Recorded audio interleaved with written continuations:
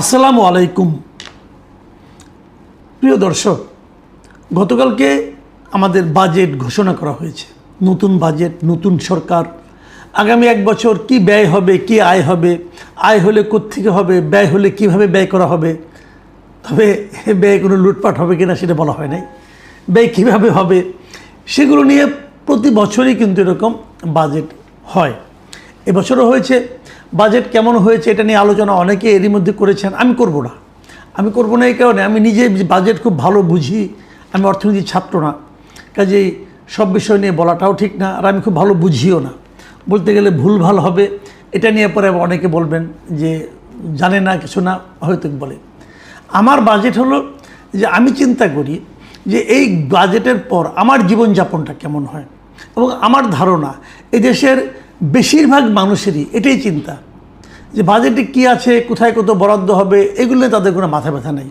তাদের মাথা ব্যথা হলো যে আমার কি হবে, আমি কি এই বাজেটের পরে বাজারে যে জিনিসপত্রের দাম বাড়বে নাকি দাম কমবে, আমার প্রত্যেকদিনের যে জীবনযাপন, সেই জীবনযাপনে কি চাপ বাড়বে নাকি চাপ কমবে, অথবা আমাদের মধ্যে যারা মধ্যবিত্ত আছেন, নিম্ন মধ্যবিত্ত আছেন, তারা যে 2-3 টাকা, কিছু টাকা, অল্প টাকা ব্যাংকে জমা করে সঞ্চয় করেন, তার উপর কি সরকারের চোখ পড়বে নাকি পড়বে না, এইগুলি নিয়েই কিন্তু আমাদের ভাবনা। কিছু কিছু ক্ষেত্রে আমার পছন্দ হয়েছে, কিছু কিছু ক্ষেত্রে পছন্দ হয়নি। তবে আমি সত্যি কথা বলতে, যেটা আমার সাদা দৃষ্টিতে পছন্দের সংখ্যাই বেশি। সরকার সবাইকে খুশি করতে চেয়েছেন। এই খুশি করার ক্ষেত্রে একটা বড় খাত হলো সরকার সরকারি কর্মচারীদেরকে খুশি করতে চেয়েছেন। বাংলাদেশের সরকারি কর্মকর্তা কর্মচারীদের পদের সংখ্যা হলো মোট 19 লাখ।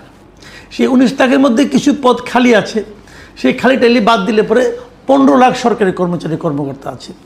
এর সঙ্গে ধরেন যারা নাকি পেনশনে গিয়েছেন, সেরকম সংখ্যাও প্রায় 1,07,000।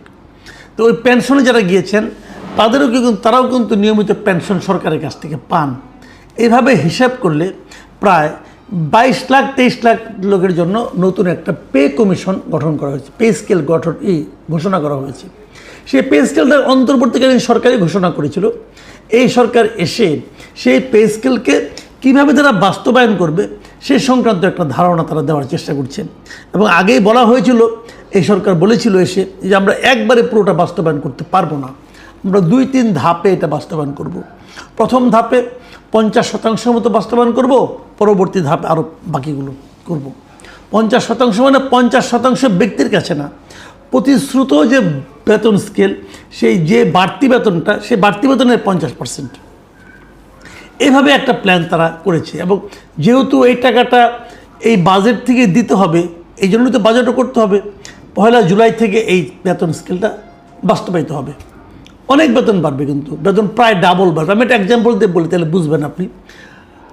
গ্রেড হলো 20টা, বিভিন্ন শ্রেণী কর্মকর্তাদের জন্য উচ্চপদস্থ নিম্নপদস্থ করতে করতে এরকম 20টা গ্রেড আছে। আমি সর্বোচ্চ গ্রেডটা বলি। সর্বোচ্চ গ্রেডের আগে বেতন ছিল 78,000 টাকা।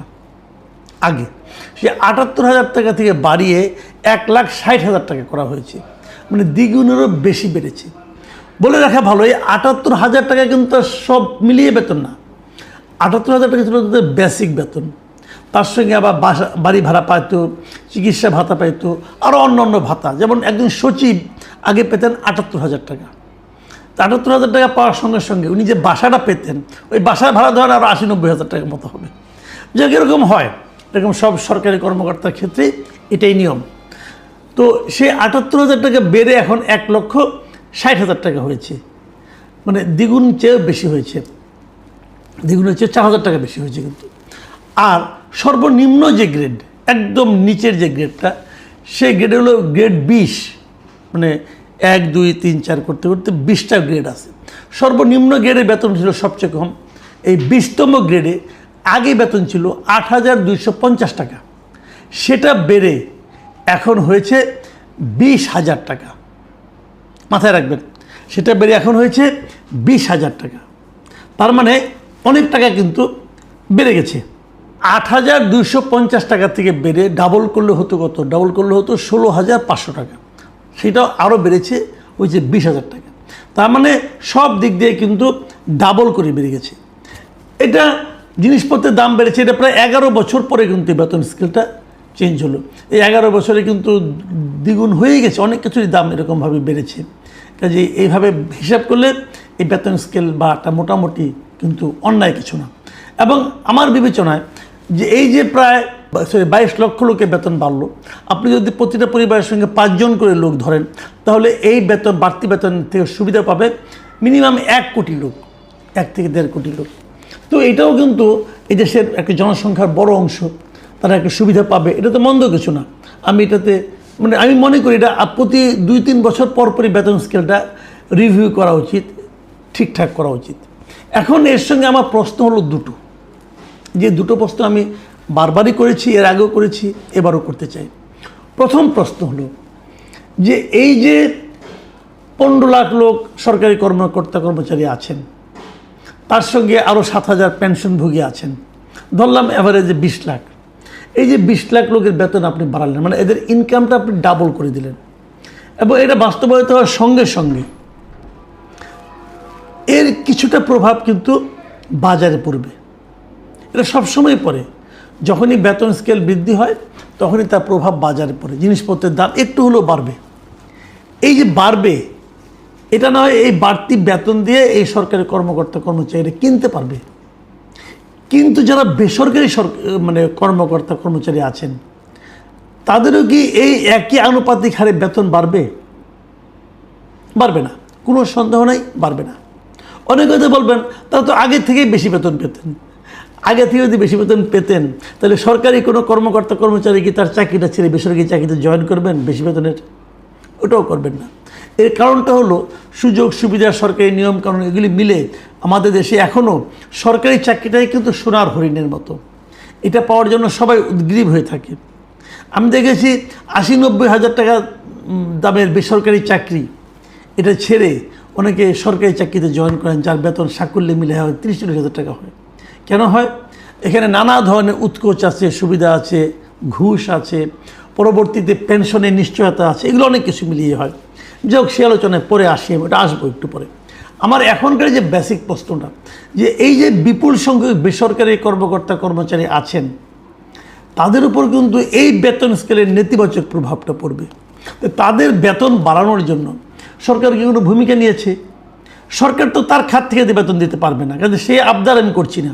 আমার বক্তব্যটা হলো তাদের বেতন বৃদ্ধির জন্য সরকার কি বেসরকারি যে প্রতিষ্ঠানগুলো আছে, যে কোম্পানিগুলো আছে, যে বাণিজ্যিক প্রতিষ্ঠানগুলো আছে, অথবা যে কর্পোরেট সার্ভিসগুলো আছে, তাদের সঙ্গে তারা বসেছিলেন, বসে বলার চেষ্টা করেছেন যে তাদের জীবনযাপন যেন সুস্থ হয়, স্বাভাবিক থাকতে পারে, তারা যেন বাড়তি প্রেশারের মধ্যে না পড়ে যায়, এমন কোনো ব্যবস্থা ওই প্রতিষ্ঠানগুলো করবে কিনা? এই আলোচনাটা কিন্তু জরুরি ছিল, তাদের উচিত ছিল। বেসরকারি প্রতিষ্ঠানে পেনশন নেই, আমি শুনেছিলাম হাসিনা সরকারের আমলে একবার পেনশনের আলোচনা চলছিল, সেই ধরনের কোনো পেনশনের আলোচনাও কি চলবে? আমি অনেক প্রতিষ্ঠানকে চিনি, বড় বড় প্রতিষ্ঠান, 15-20 হাজার এমপ্লয়ি সেই প্রতিষ্ঠানে আছে। সেই প্রতিষ্ঠানে 15 বছর 20 বছর চাকরি করার পর একজন লোক একদম শেষ মাসের বেতনটা নিয়ে খালি হাতে বেরিয়ে যায়, এবং যখন সে বেরিয়ে যায় তখন সে অন্য কোথাও চাকরিও আর পায় না, কারণ এই বয়স্ক লোকটাকে কে চাকরি দিবে? তাহলে তার জীবন যে একটা দুর্বিষহ বাস্তবতায় নিপতিত হয়, দুর্বিষহ বাস্তবতার মুখোমুখি হয়, তার দায়িত্ব কি সরকার নেবে না? তো সরকার কি এমন কোনো ব্যবস্থা করবেন না যে ব্যবস্থার কারণে এই বেসরকারি প্রতিষ্ঠানগুলো তাদের এমপ্লয়ীদেরকে একটা সিস্টেমের মধ্যে আনতে পারে, তাদের এমপ্লয়িকে একটা দুঃসহ যন্ত্রণা থেকে মুক্তি দিতে পারে? এটিকে সরকারের দায়িত্বের মধ্যে পড়বে না? আমি এই ব্যাপারে সরকারের দৃষ্টি আকর্ষণ করছি। যে কথাটা বলে শেষ করব, যার একটু ইঙ্গিত আগে দিয়েছিলাম, সেটা হলো সরকারি কর্মকর্তা কর্মচারীদের জন্য একটা বড় অভিযোগ হলো এরা ঘুষ খায়, একদম স্ট্রেট ঘুষ খায় তারা। সরকারি অফিসে কোনো কাজের জন্য গেলে পরে আপনি ঘুষ ছাড়া কিছুই করতে পারবেন না, ঘুষ না দিলে আপনার কাজটা হবে না, এটা একটা স্বাভাবিক নিয়ম। হ্যাঁ, 2-1 ব্যতিক্রম আছে, 2-1টা ব্যতিক্রম থাকবেই, কিন্তু সাধারণত তারা ঘুষ খায়, ঘুষ খাওয়ার সংখ্যাটা বেশি। একদম সৎ, নির্লোভ এবং নিজেকে শক্তভাবে সততার জালের মধ্যে আবদ্ধ রাখে এমন লোকের সংখ্যা 10% বেশি হবে না। তো 90% লোক ঘুষ খায়, এবং ঘুষ খাওয়ার পেছনে তারা একটা যুক্তিও দেয়।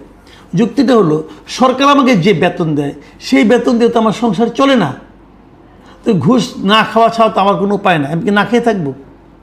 তো এখন যখন বেতন বেড়ে দ্বিগুণ হয়ে যাচ্ছে আপনার, এখন কি আপনারা ঘুষ খাওয়া বন্ধ করবেন?